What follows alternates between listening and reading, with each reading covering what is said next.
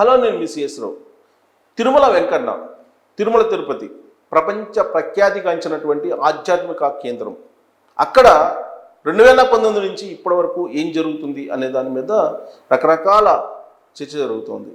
2019 ఎన్నికలకు ముందు pink diamond అనేటువంటి దాన్ని తీసుకొచ్చి ఎన్నికల ప్రచారంలోకి లబ్ధి పొందారు జగన్మోహన్ రెడ్డి. ఆ రోజున pink diamond Chandrababu Naidu and co తీసుకువెళ్లారు అనేటువంటి ప్రచారం చేయడం జరిగింది. ఆ తర్వాత 2019లో జగన్మోహన్ రెడ్డి అధికారంలోకి వచ్చారు. అధికారంలోకి వచ్చిన తర్వాత తిరుమల తిరుపతి దేవస్థానంతో పాటు రాష్ట్ర వ్యాప్తంగా ఉండేటువంటి హిందూ టెంపుల్స్ విషయంలో ఏం జరిగింది అనే దాని మీద నేను బ్రీఫ్గా మీ ముందు ఉంచేటువంటి ప్రయత్నం చేస్తాను. ఇవన్నీ చూసిన తర్వాత మే 13వ తారీఖున ఇటువైపు మొగ్గు చూపాలి, మీ ఓటు ఎవరికి వేయాలి అనే దాని మీద మీరు నిర్ణయం తీసుకోవడానికి ఈ ఇన్ఫర్మేషన్ మీకు తెలియజేసే ప్రయత్నం చేస్తాను. సో సొంత అవసరాల కోసం తిరుమల తిరుపతి దేవస్థానాన్ని జగన్మోహన్ రెడ్డి వాడేశారు అనేటువంటి ఆరోపణలను తొలి నుంచి జగన్మోహన్ రెడ్డి ఎదుర్కొంటూ ఉన్నారు. ఆయన అధికారంలోకి వచ్చినటువంటి తొలి రోజుల్లో తిరుమల తిరుపతి దేవస్థానానికి వెళ్ళేటువంటి బస్సులు టికెట్స్ వెనుక జెరూసలం ప్రచారాన్ని చేశారు అనేటువంటి ఆరోపణలు, అలాంటి అంశాలు కూడా బయటకు వచ్చాయి. అన్యమత ప్రచారం చాలా పెద్ద ఎత్తున జరుగుతుంది, తిరుమల తిరుపతి కొండ మీదనే జరుగుతుంది అనేటువంటిది కూడా వినిపించింది. కానీ అవేమీ పట్టలేదు, అవేమీ ఆగలేదు కూడా, ఇప్పటికీ కొనసాగుతున్నాయి అనేది భక్తులు ఆరోపిస్తున్నటువంటి పరిస్థితి. ఇక లాబింగ్ కోసం తిరుమల తిరుపతి దేవస్థానాన్ని బోర్డు సభ్యులుగా కొంతమందిని ఆయన నియమించుకున్నారు. జంబో కమిటీని ఏర్పాటు చేశారు. మునుపెన్నడూ లేని విధంగా తిరుమల తిరుపతి దేవస్థానానికి సంబంధించినటువంటి బోర్డుని పెద్ద ఎత్తున విస్తరింపజేశారు.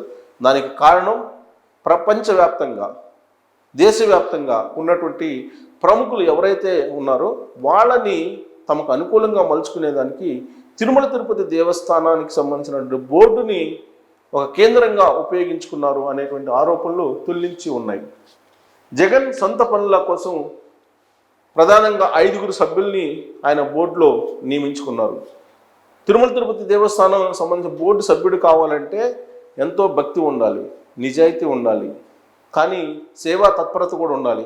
అవన్నీ లేనటువంటి 5 సభ్యులను నియమించుకున్నారు అనేటువంటి ఆరోపణలు ఉన్నాయి. ఆయన నియమించుకున్నటువంటి సభ్యుల్లో ప్రధానంగా 5 గురించి మనం చెప్పుకోవాలి. మిగిలినటువంటి సభ్యులు ఉన్నారు, ఇంకా చాలామంది ఉన్నారు, బట్ 5 గురించి ప్రధానంగా మనం ఇక్కడ చర్చించుకున్నాం. సిబిఐ కేసులను మేనేజ్ చేయడానికి కేతన్ దేశాయ్ ఆయనకి తిరుమల తిరుపతి దేవస్థానం బోర్డులో సభ్యత్వం ఇచ్చారు అనేటువంటి ఒక ఆరోపణ ఉంది. ఈయన కేతన్ దేశాయ్ సిబిఐ కేసులను ఎదుర్కొన్నారు గతంలో. అక్కడి నుంచి క్లీన్ చిట్ తోటి బయటకు వచ్చారు. సిబిఐ తోటి చాలా సన్నిహితమైనటువంటి సంబంధాలు దేశాయ్కి ఉన్నాయి. అందుకే ఆయనకి ఆ పదవి ఇచ్చారు అని చెప్పి ఒక అభిప్రాయం ఉంది. ఇక కేంద్ర హోంశాఖ మంత్రి అమిత్ షా తోటి చాలా అవసరం జగన్మోహన్ రెడ్డికి. తొలి రోజుల్లో ఈ విషయాన్ని ఆయనే చెప్పారు. 2019లో ముఖ్యమంత్రిగా ప్రమాణ స్వీకారం చేసిన తర్వాత బలమైనటువంటి నాయకులు నరేంద్ర మోడీ అలాగే అమిత్ షా వాళ్ళిద్దరికీ తెలియకుండా నేనేమీ చెయ్యనని చెప్పి తొలి రోజుల్లోనే ప్రకటించారు ఆయన ముఖ్యమంత్రి అయిన తర్వాత. అందుకే అమిత్ షా దగ్గరికి తొలి రోజుల్లో వెళ్ళటానికి అపాయింట్మెంట్ కోసం నానా ప్రయత్నాలు చేసినప్పటికీ దొరకలేదు జగన్మోహన్ రెడ్డికి. ఆ తర్వాత అమిత్ షా అపాయింట్మెంట్ పెట్టించుకోగలిగారు. దానికి కారణం ఏంటంటే అమిత్ షాకి అత్యంత సన్నిహితంగా ఉన్నటువంటి కృష్ణమూర్తి వైద్యనాథన్ అనే అతనికి బోర్డులో సభ్యత్వాన్ని కల్పించారు. తిరుమల తిరుపతి దేవస్థానం బోర్డులో మెంబర్గా ఇచ్చారు. తమిళనాడుకి సంబంధించినటువంటి ఈయన అమిత్ షాకి అత్యంత సన్నిహితుడు అనేటువంటి పేరుంది. సో కాప్రీ లోన్స్ అధినేత రాజేష్ శర్మకు బోర్డు సభ్యత్వం ఇచ్చారు. ఇంకొక అతను ఈయన శర్మకు బోర్డు సభ్యత్వం ఇచ్చారు. కారణం ఏంటంటే ఎక్కడ కావాలంటే అక్కడ అప్పులు తీసుకోవచ్చు. ఈయనకి ఆర్థిక సమస్యలతోటి బలమైనటువంటి సంబంధాలు ఉన్నాయి. అందుకే ఆయన సొంతానికి కానీ లేదా రాష్ట్రానికి కానీ ఇబ్బడిమిబ్బడిగా రుణాలు తీసుకొచ్చుకోవడానికి, అప్పులు తీసుకొచ్చుకోవడానికి తిరుమల దేవస్థానంలో రాజేష్ శర్మకు అవకాశం కల్పించారు అనేటువంటి ఒక అభిప్రాయం ఉంది. ఇక ఆర్థిక సెటిల్మెంట్లు రాజేష్ శర్మను మించినటువంటి వారు లేరని టాక్. రాజేష్ శర్మ బాంబే బేస్డ్. ఆయన స్టాక్ మార్కెట్లో కానీ లేదా కార్పొరేట్ సంస్థలలో కానీ వివాదాలు నెలకొన్నప్పుడు చాలా తేలిగ్గా పరిష్కరిస్తారు అనేటువంటి పేరు ఉంది. అంటే ఆయనని కార్పొరేట్ లైజనింగ్ ఆఫీసర్ అనేటువంటి పేరు ఉంది. మన తెలుగు భాషలో పచ్చి భాషలో అందరికి అర్థమయ్యేటట్టు చెప్పాలంటే ఒక పెద్ద బ్రోకర్. సో ఆయనకి ఇప్పుడు ఆర్థిక సెటిల్మెంట్లు చేయడంలో నిష్ణాతుడు. అందుకే జగన్మోహన్ రెడ్డి తిరుమల తిరుపతి దేవస్థానం బోర్డులో సభ్యత్వాన్ని ఆయనకి కట్టబెట్టారు. నిర్మలా సీతారామన్, ఆర్థిక శాఖ మంత్రి నిర్మలా సీతారామన్కి ఈయన అత్యంత సన్నిహితుడు శంకర్ కూడా తిరుమల తిరుపతి దేవస్థానంలో బోర్డు మెంబర్గా అవకాశం కల్పించారు. సో కేంద్రం నుంచి అప్పులు తీసుకొచ్చుకోవడం కానీ ఎఫ్ఆర్బిఎం రూల్స్ని అధిగమించి ఎప్పుడైనా సరే అప్పులు ఇప్పుడుగా తీసుకొచ్చుకోవడానికి ఈ శంకర్ని ఉపయోగించుకుంటున్నారు. అందుకే ఆయన్ని తిరుమల తిరుపతి దేవస్థానం బోర్డులో మెంబర్గా చేసుకున్నారు. ఫైనాన్షియల్ అడ్వైజర్ సౌరవ్ బోరాకు, ఫైనాన్షియల్ అడ్వైజర్గా ఉన్నటువంటి సౌరవ్ బోరాకు కూడా దేవస్థానంలో సభ్యత్వం కల్పించారు. అంటే ఆర్థికపరమైనటువంటి అంశాలు, అలాగే కార్పొరేట్కి సంబంధించినటువంటి డిస్ప్యూట్ ఉన్నటువంటి అంశాలు, దాంతోపాటు సిబిఐతో రిలేషన్ ఉన్నటువంటి వాళ్ళని, ఇలాంటి వాళ్ళని నేర సంస్కృతి లేదా నేర సంబంధించినటువంటి దిశగా వెళ్తున్నటువంటి వాళ్ళని తిరుమల తిరుపతి దేవస్థానం సభ్యులుగా చేర్చారనేది ఆయన ఉన్నటువంటి ఆరోపణ. మద్యం మైనింగ్ పైన 22,000 కోట్ల రుణం తేవడంలో సౌరభ్ కీలక పాత్ర పోషించారు. ఈ సౌరభ్ ఎవరంటే ఫైనాన్షియల్ అడ్వైజర్ ఈయన ఇటీవల కాలంలో మద్యం మైనింగ్ పెట్టి అంటే ముందే రాబోయేటువంటి రోజుల్లో ఎంత ఆదాయం వస్తుందని చెప్పి అంచనా వేసిన తర్వాత ఆ అంచనాకు అనుగుణంగా అప్పులు తీసుకొచ్చాడు జగన్మోహన్ రెడ్డి, దాదాపు 22,000 కోట్లు. దాంట్లో ఈ సౌరభ్ అనే అతను సహాయ సహకారాలు అందించారు. అందుకే తిరుమల తిరుపతి దేవస్థానం బోర్డులో ఆయనకి మెంబర్గా ఇచ్చారు. ఇక రక్షణ శాఖ కేరళకు చెందినటువంటి ధర్మారెడ్డి, ఈయన శాశ్వత తిరుమల తిరుపతి దేవస్థానం ఈఓ అయిపోయారు. జగన్మోహన్ రెడ్డి, రాజశేఖర రెడ్డి ఉన్నంతకాలం ఈయనే తిరుమల తిరుపతి దేవస్థానాన్ని ఏలారు. రాజశేఖర రెడ్డి బతికున్న రోజుల్లో ఏఈఓగా ఆయన బాధ్యతలు స్వీకరించారు.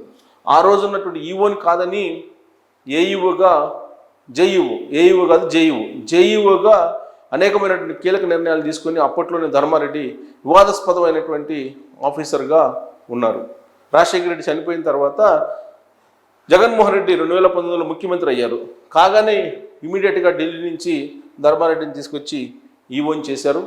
ఈఓ ధర్మారెడ్డి ఢిల్లీతోటి బలమైనటువంటి సంబంధాలను కలిగి ఉన్నటువంటి అధికారి. ఆయన డిప్రెషన్ మీద ఆయన వచ్చారు. కేంద్ర సర్వీసులకు తగిన విధంగా డిప్రెషన్ ముగిస్తే వెళ్ళిపోవాలి, కానీ డిప్రెషన్ ముగిసినా కానీ మళ్ళీ ఇక్కడికే వస్తున్నారు. ఇప్పుడు జగన్ తాజాగా రక్షణ శాఖ లేఖ రాసి ఆయన్ని కొనసాగించేలా జూన్ 30 వరకు ఆయన అనుమతి కూడా పొడిగించారు. సో తిరుమలలో, ఢిల్లీలో జగన్ పనులు చక్కబెట్టడంలో ధర్మారెడ్డి నిష్ణాతుడు. ఈ విషయంలో ధర్మారెడ్డి గురించి అందరికీ తెలుసు. తిరుమలలో అన్యమత ప్రచారాన్ని పట్టించుకోవట్లేదు పాలక మండలి. సో వెంకన్నను కూడా ఈ 2019 నుంచి ఇప్పటి వరకు కంప్లీట్గా ఎన్ని రకాలుగా ఉపయోగించుకోవాలో వెంకటేశ్వర స్వామిని అన్ని రకాలుగా ఉపయోగించుకున్నారు. హిందూ భక్తులు, మఠాధిపతులు, పీఠాధిపతులు వీళ్ళందరూ చెప్పేది ఏంటంటే అసలు తిరుమల తిరుపతి దేవస్థానం మీద రాష్ట్ర ప్రభుత్వం యొక్క పెత్తనం ఏంటి అని చెప్పి చాలా కాలంగా ప్రశ్నిస్తూ ఉన్నారు. కానీ రాష్ట్ర ప్రభుత్వం మాత్రం తిరుమల వెంకన్న మీద పెత్తనం చేయడానికి, ఆయనకి వచ్చినటువంటి విరాళాలను ఇతరులకు లేదంటే ఇతర ప్రాంతాలకు తరలించడానికి ఆంధ్రప్రదేశ్ ప్రభుత్వం ఏమాత్రం వెనకాడటం లేదు. ఇదంతా ఒక ఎత్తు అయితే రాష్ట్రంలో జరిగినటువంటి హిందూ వ్యతిరేక కార్యక్రమాలు, రామతీర్థంలో శ్రీరాముడి తలకాయ తెగేలా చేశారు, అలాగే అంతర్వేది రథాన్ని తగలబెట్టారు, హనుమాన్ తోక తెగ్గొట్టారు, చెయ్యి తెగ్గొట్టారు. వీటన్నిటికీ ఎవరు సమాధానం చెప్పాలి? వాస్తవంగా దానికి సంబంధించినటువంటి కేసులు ఇప్పటివరకు ఫైల్ చేయలేదు. ఎవరైనా నిందితులు ఉంటే వాళ్ళని ఇంతవరకు అరెస్ట్ చేయలేదు. హనుమాన్ చెయ్యి తెగితే ఏమైంది, ఇంకో చెయ్యి పెడతామని చెప్పి మాజీ మంత్రి అన్నారు. అంతర్వేది రథం తగలబెడితే కొత్తది కట్టిస్తాం అన్నారు. శ్రీరాముడి విగ్రహం తల తెంచేశారు, అయితే ఏంటి విగ్రహమే కదా అన్నారు. సో ఇలాంటివన్నీ చాలా జరిగాయి 2019 నుంచి ఇప్పటి వరకు కూడా. అందుకే నేను రివీల్ చేస్తున్నాను, తిరుమల తిరుపతి దేవస్థానం నుంచి ఆంధ్రప్రదేశ్ దేవాలయాల్లో కానీ లేదా హిందువుల మీద కానీ లేదా అన్యమత ప్రచారం కానీ ఇవన్నీ ఒకసారి రివ్యూ చేసుకొని మే 13వ తారీఖున మీరు ఎవరికి ఓటేస్తారు అనేది ఒక నిర్ణయం తీసుకోండి. భావోద్వేగాలకు, డబ్బులకు, మద్యానికో లొంగకుండా స్థిమితంగా ఆలోచించి మీరు ఓటు వేస్తే మినహా రాబోయేటువంటి రోజుల్లో మీ పిల్లలకు భవిష్యత్తు ఉండదు అనేటువంటి విషయం మాత్రం స్పష్టం చేయగలను. Thank you very much.